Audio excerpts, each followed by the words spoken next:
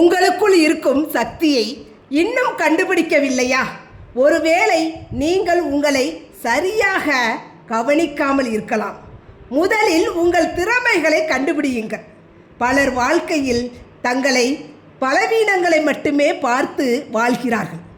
என்னால் முடியாது, நான் அவர்களைப் போல திறமையானவனெல்லாம் இல்லை, என்னிடம் சிறப்பானது எதுவுமே இல்லை, என்னிடம் பெஸ்ட் என்று கொடுப்பதற்கு எதுவுமே கிடையாது. இந்த எண்ணங்கள் தான் மெதுவாக தன்னம்பிக்கையை உடைத்து விடுகிறது. ஆனால் ஒவ்வொரு மனிதருக்கும் தனிப்பட்ட திறமை இருக்கிறது.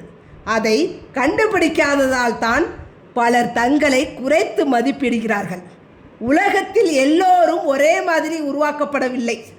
ஒருவருக்கு பேச்சாற்றல் திறமை இருக்கலாம், ஒருவருக்கு சிந்திக்கக்கூடிய திறன் இருக்கலாம், ஒருவருக்கு உருவாக்கும் திறன் இருக்கலாம். அதனால் உங்களை மற்றவர்களுடன் ஒப்பிடாமல் உங்களுக்குள் இருக்கும் திறமையை கண்டுபிடிக்க வேண்டும். ஏனெனில் உங்கள் வாழ்க்கையை மாற்றும் சக்தி ஏற்கனவே உங்களுக்குள் இருக்கிறது.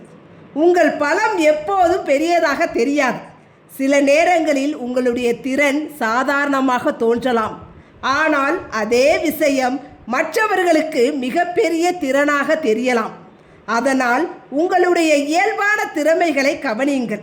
உங்களுக்கு எது பிடிக்கிறது என்பதை கவனியுங்கள்.